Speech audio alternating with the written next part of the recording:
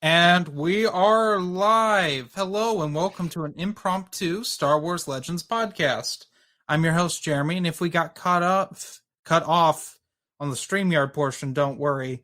The whole audio will be in on the Apple Podcast and Spotify version because we record that separate here. I'm Jeremy. I got Dylan with me. Yep. It's the OG podcast group. We need to talk about something. Right here, Yes. right freaking now. Ahsoka is the new Kukruk. It's worse than Kukruk. Because Kukruk was just like, I'm just gonna live forever and be in everything. Which I guess he's like he's like a long-lived species or whatever, and like he had like what 2 or 3 death fake outs, I think. Yeah, I know we had the one in the Clone Wars micro series. We've actually talked about that on the podcast before. Episode 2 of this podcast, we talked about Crook and his fake death and the fact that he lost his lightsaber, which in Revenge of the Sith, the novelization, that's one of the blades he uses against Grievous uses against Obi-Wan. Yeah, it's Grievous's favorite. Yeah, it's one of his favorites. He was very proud of that. You know, he didn't kill the guy. I don't think Grievous knew. Because Kukruk kind of out of the Clone War. Yeah, so I remember the thing being that like Whippads, which is what he is, can go into like a hibernative state basically to like keep themselves alive, and his like whatever like machine brain sensors that he like detects life signals detected that as being dead. Mm-hmm. So he thought he was dead.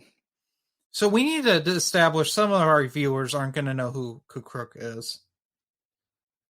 Iron Inquisitor's here. Hello. This is the first. Welcome to the stream. Unfortunately, we're not talking about Kukruk. We're just using him as an example. Well, he's the closest one to explain this Ahsoka phenomena. But Kukruk was he a Republic's comic character?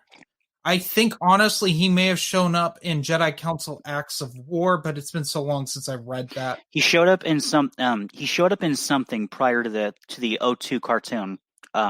Yeah, he was a character for like on and off again. He became a bigger character as the Clone War went on. Mm-hmm. And then he shows up in Gigi Tartakovsky's Clone Wars where he's killed, but not. And then he comes back, and then he is like basically leading the Order by legacy.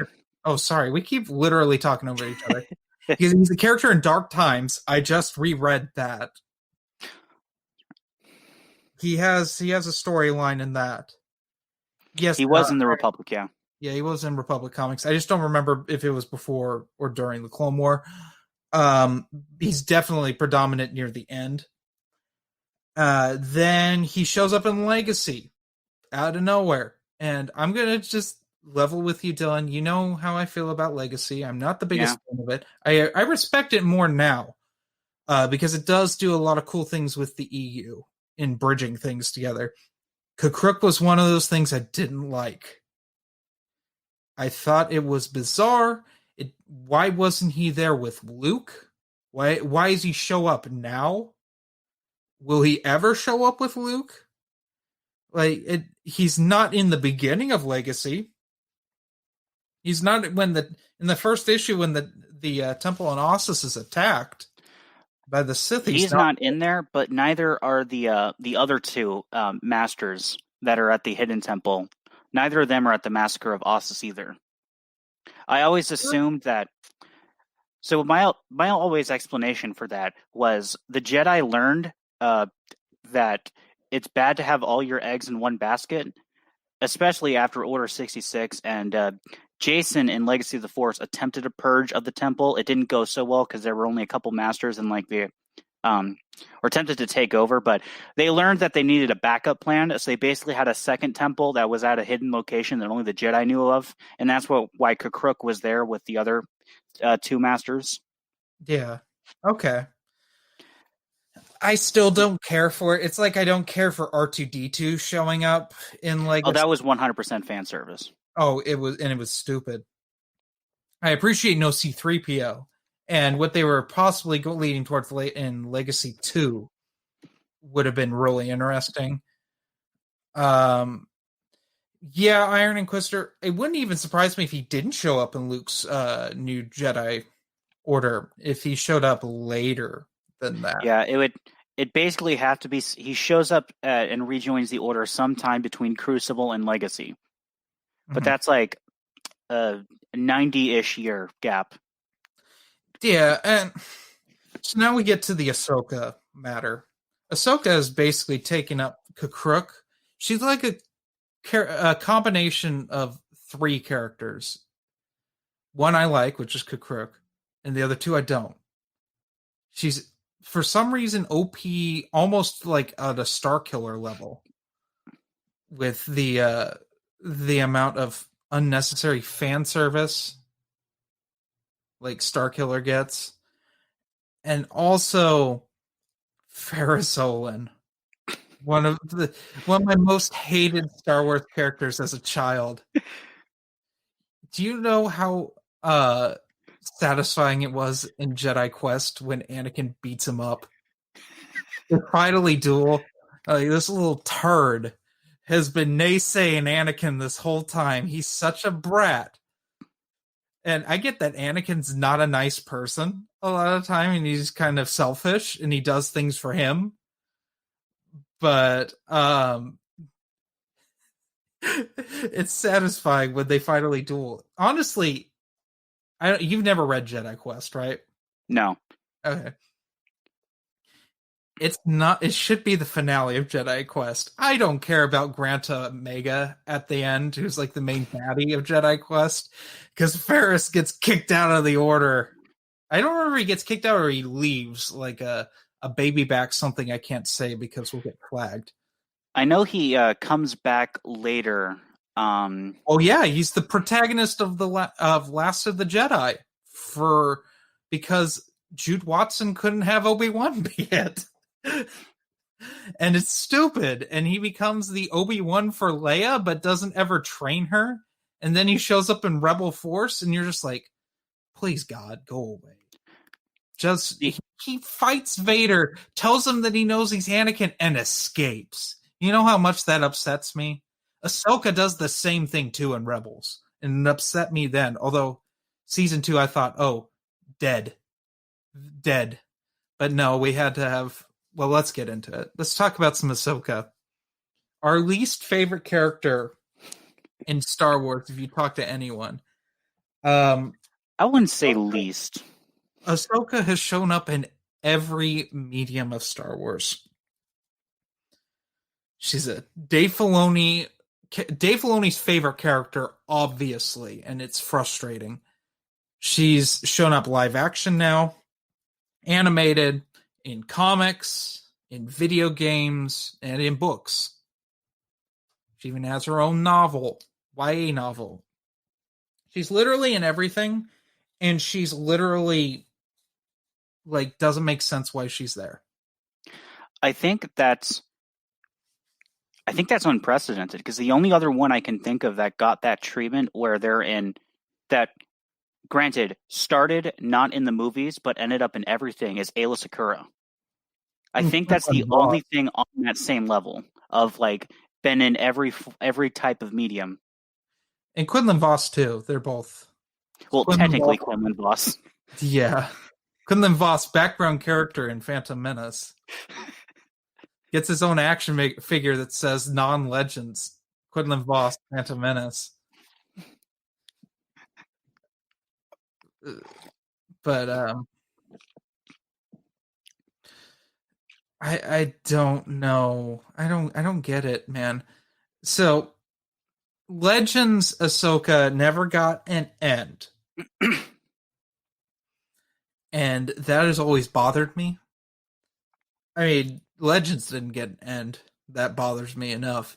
But new canon, Ahsoka is the most OP Jedi of all time.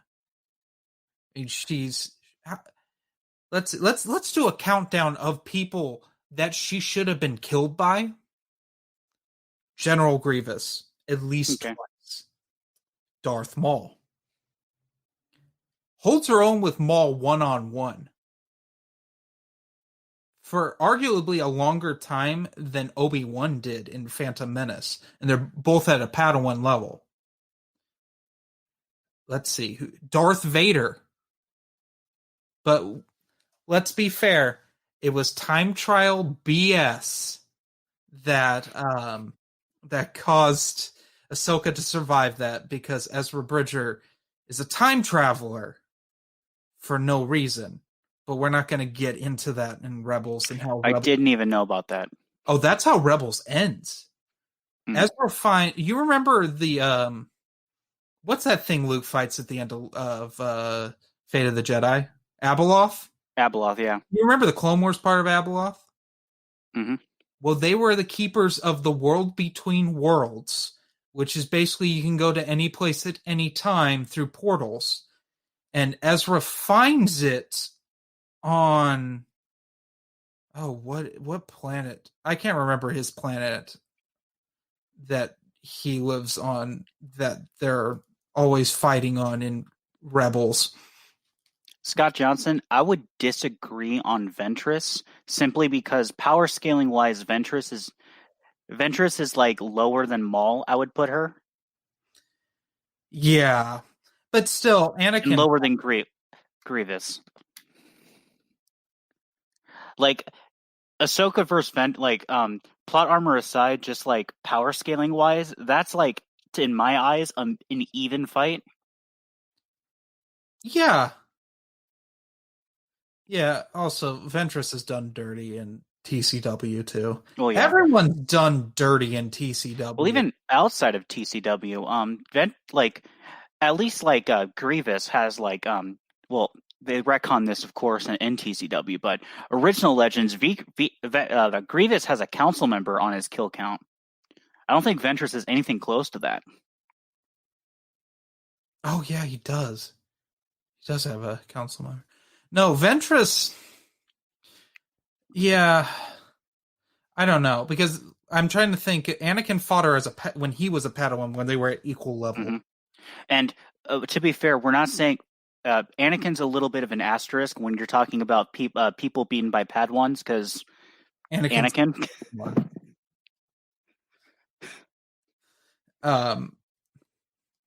Granted, Obi-Wan, if you think about Stealth and Siege, Yoda's like, Obi-Wan has a very important destiny. I'm like, how does Yoda know that? That's not brought up anywhere else. Because Yoda, I guess. But we should add that not all stories with Ahsoka are bad. Ahsoka's parts in Stealth and Siege are the best things that she's done, aside from No Prisoners. And mainly No Prisoners, she just exists to be a Jedi that's part of Yoda's order. Mm-hmm. She's essentially thrown in the background for most of that book. And to get absolutely talked down to by Pelion. Yes, just so Karen Travis can throw that at Dave Filoni, but she forgot that Dave Filoni can't read. Did I just say that? I did. But anyway, let's see. So she shows up in Rebels. I didn't mind that so much. What I did mind is she gets pulled. Okay, we're going to talk about. So my favorite character in Rebels is Kanan Jarrus, because he acts like a normal human being and isn't a Dave Filoni character. Him and Hera could be separate characters in another story. In fact, in John Jackson Miller's A New Dawn, they're fine characters in that. I mean, they're basically like I forget the Twi'lek's name, but oh shoot, Jax Pavin and yeah, exactly like that. Yeah. Ezra is Ahsoka surrogate for having a kid in there, and Sabine is just annoying girl and love interest for Ezra to have just immature dialogue together. They're for the kids, and they're very clearly for the kids, and they're both really annoying. And then we have the Chewbacca surrogate, which I think his name's like Zeb or something like that. I never remember his name. He's literally the concept art for Chewbacca, because Rebels is so lazy they just reuse Ralph McQuarrie art for things. Chopper, That was yeah. a lot of early new canon, because I remember a lot of the new ships in Force Awakens, I believe, were also based off Ralph McQuarrie art, Yeah. concept art. Yeah, a lot of it is. They were just lazy. Like, new canon definition of lazy. Anyway, not only she's brought back because Ezra realizes that he's useless unless he has his friends around because he's just terrible at everything. He's like Zane Carrick, but with no fun personality. He just sucks, only sometimes he's good at the Force when the plot says so.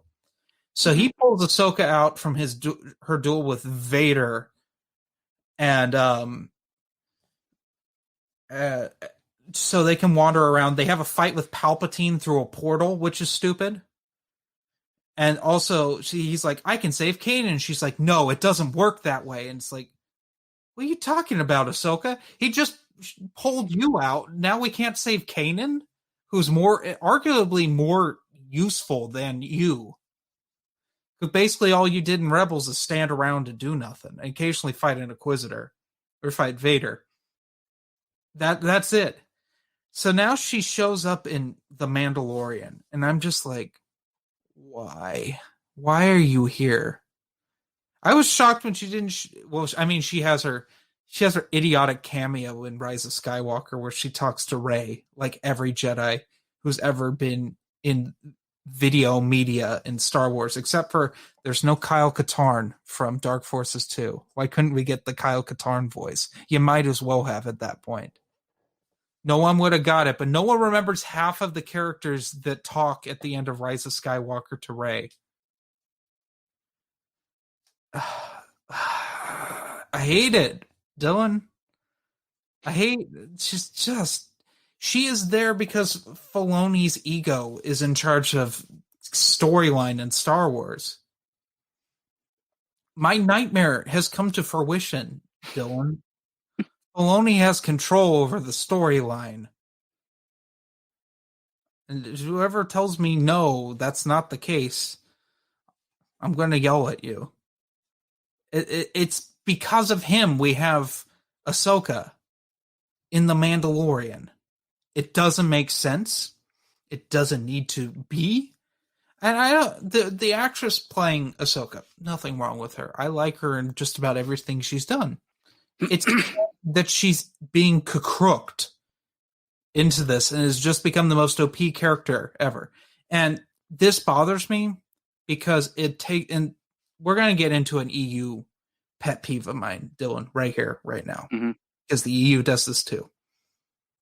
When Yoda told Luke in Return of the Jedi that he was the last of the Jedi, that wasn't true.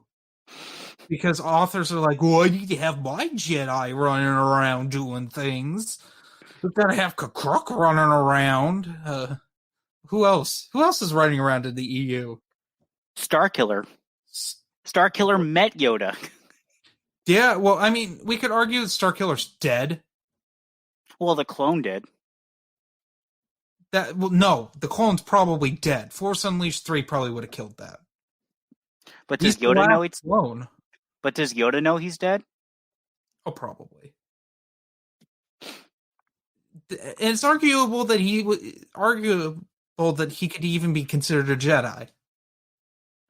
Okay. The clone wasn't trained like a Jedi. If anything, the clone was trained like a Sith. He had some memories because of the cloning process, because they probably used the Sparti cloning cylinders, so he's probably going insane. Because remember, I'm gonna throw in Thrawn trilogy logic here for this clone discussion. Let's go to Zahn's Thrawn trilogy. Joruus C'baoth's clone, Joruus C'baoth, does remember things that Joruus C'baoth remembers, but he's insane and thinks he's that. So, I think that Galen Malik's, that's his name, right? Yeah. Killer's name. The clone kind of realizes there's something wrong with him, and they make it clear in the game that he's not Galen Malik. the actual Galen Malik. He has some understanding that that's not correct. I know in the book he questions it, but it was like clear in the game that he's not this, no matter how much Ram Koda thinks he is. Dude got thrown out into space. He's dead. He got thrown out into space a second time after being electrocuted. He's freaking dead. Kuron met Yoda and died 1 year. Yeah, that's. See, I don't mind the line "The last of the Jedi you'll be" if there's other Jedi around, as long as Yoda doesn't know that there are other Jedi around. But there's that's been my take on that issue. In the new canon, it's the same problem. I really don't like also Jedi running around so close to A New Hope. Mm-hmm. Yeah, that's another thing. Because everyone in both canons is like, wow, Luke, you're a Jedi? I don't know what that is. Yeah. Especially given like the Jedi running arounds that are like, it's one thing for a Jedi to be running around in a backwater planet of the Outer Rim that like only the local townsfolk know of, but like when they're involved with the Rebel Alliance and like changing galactic history, like exactly what you said. Literally, Kanan and Ezra in New Canon are running around on all these big planets with their lightsabers out, fighting Inquisitors. And this is like a couple years before A New Hope. It doesn't make sense. It was bad. I mean, trying to think of all the planets that Starkiller goes to in Force Unleashed. I think Nar Shaddaa is the biggest one. Yeah. Yeah, because Rexus Prime's a dump. It's literally the landfill of the galaxy. He goes to Caedum Nemoidia, but that probably got like destroyed after the war. Yeah. Felucia?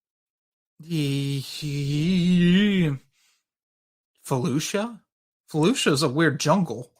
Yeah, no one but the locals will know about Felucia. And Kamino is an Imperial controlled facility that they could just cover that up. Yeah.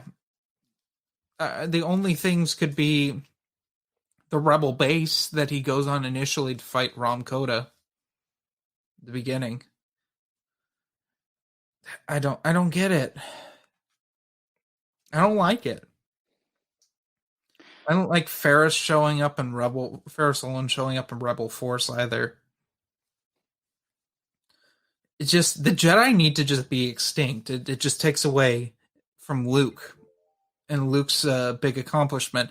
But then again, you can also argue that Vader's accomplishment is diminished because of Dark Empire. A lot of people say that. Because, Vader's sacrifice was for nothing. Well, I still think it was for something. If Luke would have stayed dark side, then it's for nothing. But Luke turned back. Luke redeemed himself. So he still got him in the end. Yeah. I don't know. I think more to the point, it diminishes Luke's accomplishment in Legends specifically with there still being Jedi around. Because at least in Legends, he actually successfully rebuilt the Order. He pulled them through essentially two mass extinction events in New Jedi Order and Legacy of the Force. Yeah. Well, not really. Legacy of the Force wasn't as bad as New Jedi Order. Because you can argue also that the Jedi Council nearly ripped itself apart in Fate of the Jedi.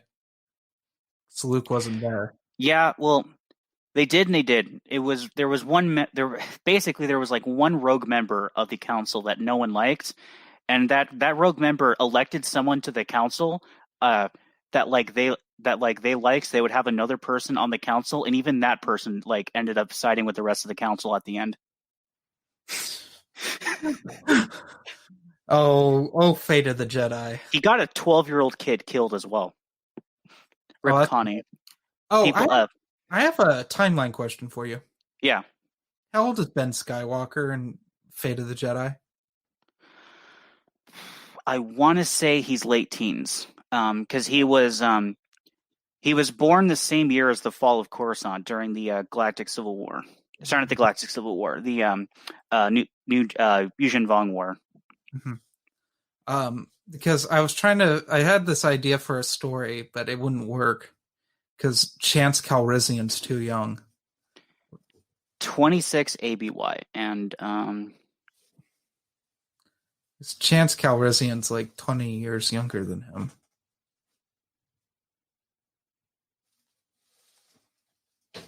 Fate of the Jedi starts at 43, so he would be 17. Okay. 17 to 18. He does really well on Fate of the Jedi. He also has Luke with him the whole time. Yeah. That's like the safest place. Even Luke poisoned and like ill. He's poisoned. Yeah, he's poisoned and ill, and is like under stress for like having been like in a meditation for like over a week. The two of them get jumped by like 12 members of the Lost Tribe, and they kill them all. Dude, that is the same. That's what I like about Del Rey Star Wars right there. Like, because Bantam, they always tried to nerf Luke. But in Del Rey, the globes come off at times. Yeah. Oh, that's great.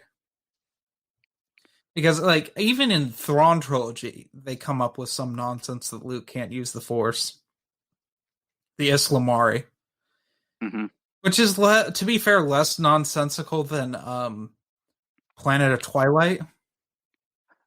Well, Del Rey had their limits too, but they did the limit better, where in Bantam, it was like always some MacGuffin or like something that kept Luke from being powerful. In Del Rey, it was Luke that kept him from.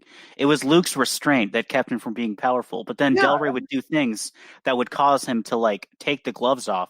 Like, okay, I can't hold back anymore. And then you saw like the little glimpses of how awesome Luke is. Yeah. Oh, my wife died. I guess I'm going to kill Lumaya now.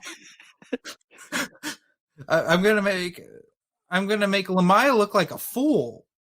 I'm gonna kill Lumaya without the extra lightsaber that I only have specifically to beat Lumaya with, that I've struggled with like 3 times now fighting her. Yes. But the gloves are off now, so it's like easy mode. How many times does he fight Lumaya in Legacy of the Force? I only remember. I think it's 2. I think it's 3 total. Well, I know he fights her in the Marvel comic because that's one of the iconic things from the Marvel comic is him fighting Lumaya. Yeah, because I know there's I know they fight early on, like briefly before he has like the second lightsaber to deal with the light whip, and then he tells Mara, "I need to carry this around now because Lamaya's back." And then he fights. There's like a tag team. There's like a double battle with he fights Lumaya at the same time that Alima Ra fights Leia. Yeah, because there's really good official art of that. Yeah. And then I believe they fight a third time, but that's the time when he like completely mops the floor with her and is like no contest at all. Spoilers for Legacy of the Force, by the way. We've talked about it on the podcast before. So yeah, spoiler for a 15-year-old book series. If they haven't read it, they've probably seen that episode. That wasn't too long ago. That's the last time we had Matt Wilkins on here. We started this podcast to talk about Ahsoka, and we just keep going on about how great Legends is. Well, there's nothing to talk about more. I put up my case for it, and I need to have some therapy by talking about things that are good. So we always talk about good Luke battles because the EU's full of them. What's the best one?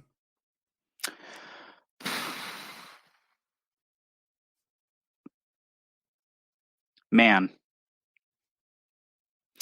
I forget the battle specifically, but it's in Alston's duology in New Jedi Order, where they basically go back to occupied Coruscant, and it's not a Ganner moment, like, but it's on par with that of like there's just a whole bunch of Vong, and Luke completely like single-handedly wipes the floor with all of them. It's very short. Because to me, I love the 2 encounters that always come to mind with like an older Luke are, I think it's in Legacy of the Force where he's trying to keep Ben from going to the dark side. Mm-hmm. While also fighting Jason. Well, or also Kitus. Kitus, yeah, that's a good one. The other one, like we just said, that when they get jumped by the Lost Tribe, just beat the crap out of them. Rob D. Luke versus Shimra was good, but I always felt that it was slightly undercut by the twist at the end of New Jedi Order. If you've read it, you know what I'm talking about. I also am partial to Luke versus Lauk. To me, it's interesting. Because I always interpreted Empire Strikes Back differently. Because I just had seen Empire Strikes Back prior to rereading the Thrawn trilogy, and to me, the vision of Vader is what he would become if he gave into hate. Which is completed in Return of the Jedi when he cuts Vader's arm off. Which that's an interesting thing. Don't let me forget that, because I want to talk about that continuity thing. It's a little funky. Another funky thing. There's a few funky continuity things in Zahn's trilogy. Another one that a lot of people have on their list that I don't is the Luke and Crate versus Abeloth. I simply have that off because, I mean, he did have help from Darth Crate there. Yeah. I don't know how I like that. Anyway, but Luke versus Lauk is interesting because it's like it's a combination of Sabaoth is a psychopath. And it's like, if I can't just control you, then I'm going to clone you and control that. Because it's not a clone of, its brain isn't Luke, it's Sabaoth. And it's like to show what he and Mara and Leia could become if they let Sabaoth win. It's weird. It's like Zahn didn't understand what Lucas meant with the vision on Dagobah. But to be fair, he's trying to write a sequel trilogy on par with Lucas's films. So what's better than Luke fighting Vader? Luke fighting Luke. Because we can't have Luke fight Mara at the end. Because that could not be. We already have to have the shipping wars. Yes. Oh, Rob D. Luke versus Darth Starkiller. It was fun to play. It was stupid. Oh, the DLCs for Force Unleashed are idiotic. They're the definition of Force Unleashed, but more off the rails. And Force Unleashed is already ridiculous. It's funny. I was more a fan of Starkiller versus Leia in Force Unleashed 2. That's a pseudo sequel to that, but not. It's weird. What's a good Leia duel? I liked when she fought the Hutt. Yeah. That was just weird. It's more of like, really? Is this where we're at now? Honestly, probably Leia versus Lima Rock, because she does come out ahead of that in that one. Yeah, Leia never gets to really duel anyone. Well, she doesn't become a Jedi and like an actual Jedi until Dark Nest. I thought she became a Jedi in New Jedi Order. No, well, okay, so she finally decides to go into Jedi training around the time of mid Dark Nest, and by Fate of the Jedi, she's like a fully trained knighted Jedi. But because of that, there's I guess a lot of her prime years that she's just not trained at any Force thing. So yeah, I was gonna say she's got to be old. Eldaron, thank you, Scott Johnson and Iron Inquisitor. Okay. God. I'm trying to think of some of the best EU duels that we haven't ever talked about on here. That we've never talked about, because I was instantly going to say Corran Horn versus Shade O'Shea. Oh. That's a good one. But we've talked about that on here Scott before. Johnson, Luke is the one that fights Kueller and actually beats Kueller despite the MacGuffin handicap that Bantam decided to give him in that book. Which book is that? I think that's New Rebellion. Okay. Because Kueller's one of his fallen Jedi. Yeah. Right. Kueller teams up with in... Brackus. And then he kills Kueller, not Brackus, because of course he does. Who is the one that's in New Rebellion that shows up in Young Jedi Knights? That runs the Shadow Academy. That's Brackus. That's Brackus. Okay. Yeah. That's borderline a continuity error. Yeah. Well, Brackus showed up a lot in Bantam as like Luke's failed apprentice that comes back and like is in the dark side, but he's not the only one. Because there's the one in I'm replaying Jedi Outcast right now because I just bought it on Switch, and that's another one of his failed students. That's the antagonist of that. And it's not Brackish. It's a weird. Well, Brackus is the failed. He has a few failed students, but Brackus is the failed student that like keeps coming back, like keeps coming up. He's almost the like in the serialized cartoon, like the he's like the Grievous of Bantam, actually. The TCW Grievous, which is really an insult to Brackus, but I mean that's kind of what he does. Yeah, in Bantam, he's finally killed though, if I'm not mistaken. Yeah. Dark Empire Luke versus Reborn Empire Emperor Palpatine. Like the final one. It would be I'm thinking they're thinking the end of Dark Empire 1 when it's actually a duel. Yeah. That's cool. Sora Bulk versus Quinlan Voss. I actually liked even though like he was absolutely dead at that point, Sora Bulk versus I'm forgetting Oberyn Sissus. Oh yeah. In that same comic. Who was Quinlan Voss, the other human that was one of Dooku's dark acolytes that looks like a Viking that Quinlan Voss fights? I'm trying to remember his name. They have a cool duel near the end of the Clone War. I don't know. Quinlan kills him, if I'm not mistaken. It was short, but a shared het versus Obi-Wan in Legacy. The Legacy flashback. That's cool. That's neat. I'm trying to remember the positives of Legacy. You know what I just thought of? The actual equivalent to Ahsoka, technically, is Thrawn. But Thrawn's never nearly been killed over and over again. Well, yeah, but he's still like he outthinks everything. Yeah, Thrawn's a little frustrating.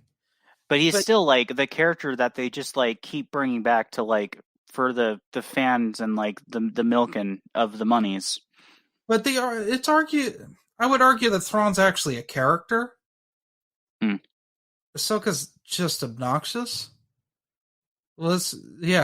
Angsty, obnoxious. Has to be better than everyone. Do you remember when she had that thing for that kid that was part of the Separatist Parliament? What was his name? Iron Inquisitor says Score. Was that who you're thinking of? For Dooku's Dark Acolytes, I think so. Yeah. It's not Gar Saxon. No, Malgus vs. Venzala was pretty good. I liked the duels and all of the original tour animations.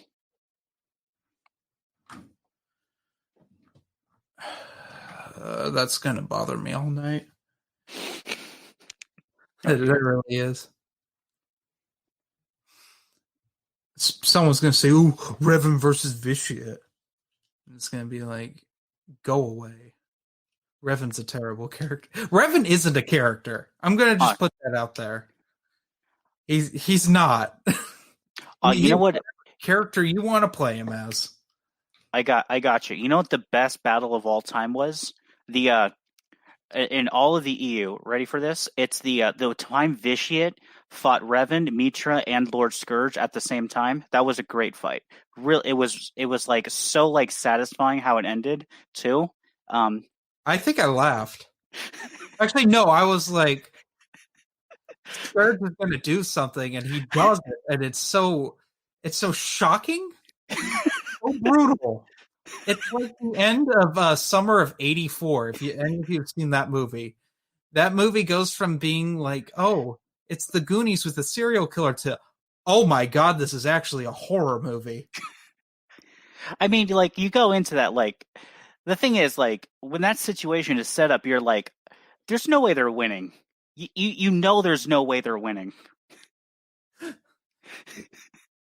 Yeah. But you'd think there'd be an epic thing, and there's not. So I would argue that that's one of the better parts of Revan, is that it's a waste of time. Best part of the Revan novel is the beginning bit with Canderous. Not really. I don't like Canderous. Really? No. He's so over the top. I take him with me in KOTOR because he can kill things quickly. Mm-hmm. But I don't like talking to him. Mm. He's like, I'm a Mandalorian, blah, blah, blah, blah, blah. And I'm like, oh, God. He's Karen Travis's ego. The character. This is why Karen Travis writes books. But anyway, if you haven't read it yet and you played the KOTOR games, the Old Republic Revan must read. Definitely do it. You won't regret it. It's not Fatal Alliance. I can follow what's going on. It's not the same thing over and over again from each character's perspective. Yeah. It's yeah, I would actually call it the second best Tor book of the Tor novels. No, it's not. It's Revan? Revan, yeah. Revan's the third. No. I didn't like Annihilation. Annihilation's my favorite. It feels like a Star Wars book. Out of all of them, it feels the most Star Wars out of all of them. It's a doomsday device. We got a spy running around in his underwear, which I thought was hilarious. Maybe that's why I don't like it, because it's like running around in underwear. Oh no, another super weapon that like the main guy's got to kill all on its own. Maybe that's why I didn't like it. If you're reading them in chronological order, to me, it's just like, oh, this is a Star Wars book. If you're reading the novels, because you read Into the Void, which is the furthest thing from a Star Wars book, which is kind of why I like it, because it's different. You got Revan, which is bland. No, then it's Lost Tribe of the Sith. I read Lost Tribe of the Sith. Technically. I read all of them before Fate of the Jedi, though. And then if you're doing it, so if you're actually doing it in chronological order, right, you can skip that, sure. But then you have Revan, then you have Red Harvest, and then you have the other three core books. Red Harvest is a piece of trash. Deceived is really good, but it's very revengey. It's not super Star Wars. It's neat. Then you have Fatal Alliance, which is like taking Ambien and not sleeping. Then you have Annihilation, and it's like, oh my gosh, this is a story called Star Wars. And then that leads you right into Darth Bane, which is just the cream of the crop as far as like Old Republic. Nope, it doesn't. You have Knight Errant between that. Oh no. You know why I didn't say that? Because I don't own Knight Errant anymore. I have not replaced that. I don't know how I've not done that. I see that book everywhere. Maybe I just think I own it, but I don't. I can see all of my Old Republic stuff is right over my head right there. Mm-hmm. That's all of it. I'm missing... Yeah, mine's over there. That's why I keep... If you ever wonder why I always look off here, mid-podcast, is because I'm looking at my bookshelf to reference it. I had a feeling it was that. You know what's right next to my this cup is all those terrible Filoni tie-ins. Hey, two are somewhat decent because they were actually written by a semi-competent author. You mean an ego that pretends to be an author, Right, but as opposed to an idiot that pretends to be an author. right, but you see, at least the ego, right, is competent 40% of the time. Jesus Christ. Yeah, so you weren't on the stream we did the other day on Geeks Addicts channel where we did judge a book by its cover when Quality was talking about how he's suffering through 501st. Mm-hmm. And talking about the soap opera that is the every girl's got a Mando or a clone. Which I didn't realize that's so much of the book. Why does she sometimes have a story that's good, and it's trapped with all of this BS about clones and Jedi getting it on, having babies out of wedlock? And Cal Scarata being like, I'm taking care of everything, and he's terrible at it. Mm-hmm. Cal Scarata is the most frustrating character in all of Star Wars. I'm literally going to adopt these 10 million clones of this one dude, but like not get in touch with my actual biological children. That's not even the most frustrating part. It's just he's dumb. He's so dumb. Maybe that's why Django recruited him, because he could be controlled, because he's so stupid. Like his whole thing in Order 66 of we're going to get everyone together at Coruscant and then we're going to bug out. Like, and granted, you read that book with the hindsight of knowing what's going to happen, but it's still like, you're such an idiot. Just send everyone to the secret. Like, who cares about getting them all together? Just send them out. You're wasting time. You're literally going to get people killed. Yeah, don't do it. Look what happened. Yeah, he does. He gets people killed because he's an idiot. If Etain wasn't in it, he'd be the worst character.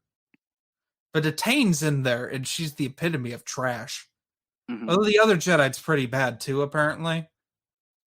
I didn't hate Justic nearly as much. I thought he was fine in 000, but he's a goofball. He's a goon. He's a goon in 000. It's just like he's not a big character in that. Why is it that the best characters in those books are the clones? Because Karen Traviss was making a point? That's clearly what it is. It's like the clones are the slaves to the Republic. Ugh. Small time. I seem to remember reading about Scourge's bad ankle a lot. Yeah.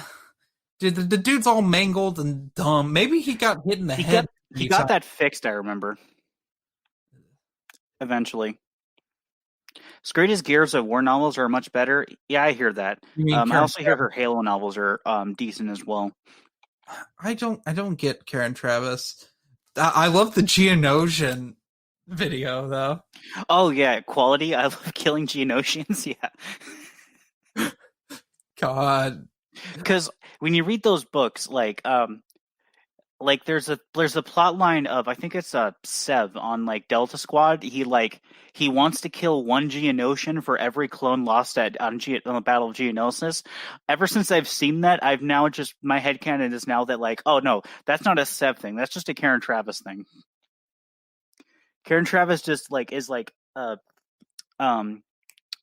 shoot, what's the word for it?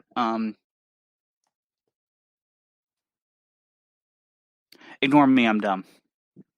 Okay, that's fine. Projecting, there we go. I just said, let's just end the podcast. All right, cool. You should have ended the podcast while it was mid-thought so no one would know what I was talking about. No one still knew what you were talking about. Maybe it's just because I just started ignoring you being confused. Remember, this is supposed to be a short podcast. We're almost 15 minutes in. It's still short relative to some of the episodes we've done. Remember, we did a 3-hour podcast once. Oh, that's right. On Solo, and had an argument with a rando that I grabbed off of Twitter. Good times. And then one of my friends showed up and just sat down and joined us, and it went another hour. Those were the days. I'll try to get these on Spotify. I haven't gotten the last one on. I haven't edited it yet. Don't worry, I'm sure Quality will make like a highlight video, just like clipping us and doing different things. Video of the last podcast. Yeah, I saw that. Oh, okay. Turd. Just clip us out of context saying things like he always does. Yeah, he did a lot. He had an obsession with your face. I don't know what that was going. What he was on about that. And it talks about me pulling something out. And the screen goes black. Which I literally had to pause it because I started crying with laughter. Because Amelia's like, "Oh wow!" And I don't know where he got that from. I don't think that's from the same stream. I think he went to one of the various ones we've had Amelia on and pulled that. Because I genuinely don't remember her saying "oh wow" to anything on that stream. Can you imagine being like a subscriber of like Qualities and just not even knowing who he and just seeing his like his archive of videos are either like reviews in German or shitposts of streams? Thanks for giving us an explicit tag, Dylan. There's no better word for that. Yeah, he's a goon. But we're supposed to be doing a James Bond podcast. So if you guys have any James Bond podcast name ideas, just throw them in the comments of this video. Because I don't know what to call it. So anyway, do you have any closing thoughts? No. Did you buy the Tales of the Jedi Volume 1 Epic Collection? No, because it's Dawn of the Jedi, not Tales of the Jedi. Dylan, they're Tales and they're Jedi. No, they're Jedi. They're not Jedi yet. They're the same. The Vong don't know the difference. I'll wait for the actual Tales of the Jedi to come out. Thank you. I need them because someone... Did I tell you what the tragedy of my Tales of the Jedi Omnibus Volume 2, Dylan? Some turd ripped a bunch of the pages out of Redemption. So half the climax is gone. So they need to hurry up and get all those out there. So anyway, that's all I have for today. Hope you all had a good time watching. And we'll see you again with another episode in 2 years.